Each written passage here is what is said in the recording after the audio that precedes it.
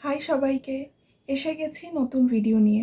এই ভিডিওতে আমি তোমাদের প্রাইমারের ব্যাপারে বলবো। প্রাইমার কয় ধরনের হয়, কোন স্কিনে কোন ধরনের প্রাইমার ব্যবহার করতে হয়, এই সব কিছু আমি তোমাদের এই ভিডিওতে বলবো।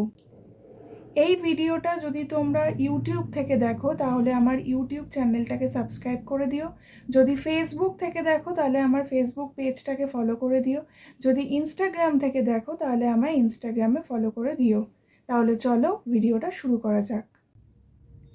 প্রথমেই বলবো, প্রাইমার অনেক ধরনের হয়, যেমন অয়েল বেস কি cream base primer, gel primer, pore primer ইত্যাদি। যদি ড্রাই স্কিন হয় তাহলে অয়েল বেস প্রাইমার কি ক্রিম বেস প্রাইমার দিতে হয়। ময়শ্চারাইজারের পরে প্রাইমারটাও কিন্তু স্কিনটা বুঝে দিতে হয়, তাহলে মেকআপটা খুব ভালো করে হয়।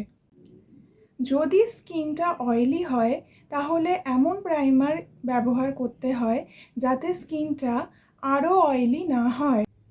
এছাড়াও পোর প্রাইমার হয়। অনেক সময় স্কিনে পোর খুব বোঝা যায়, তখন মেকআপ করলে সেটা ভালো করে ব্লেন্ড হয় না, তখন পোর প্রাইমার ব্যবহার করতে হয়, তাহলে মেকআপটা খুব ভালো করে ব্লেন্ড হয়। এছাড়াও অনেক ধরনের প্রাইমার হয়। এই ভিডিওটা তোমাদের কেমন লাগছে সেটা জানিও কমেন্ট করে। আমি সব ধরনের ব্রাইডাল মেকআপ এবং পার্টি মেকআপ করি। যদি তোমাদের আমার কাজ ভালো লাগে, যদি মনে করো আমার কাছে সাজবে, তাহলে আমাকে বুকিং করতে তোমরা আমার সঙ্গে যোগাযোগ করতে পারো। এই ভিডিওটা ভালো লাগলে লাইক, শেয়ার, কমেন্ট করে দিও।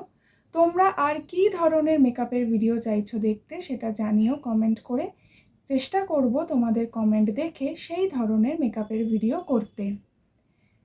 আসবো নতুন ভিডিও নিয়ে। Thank you.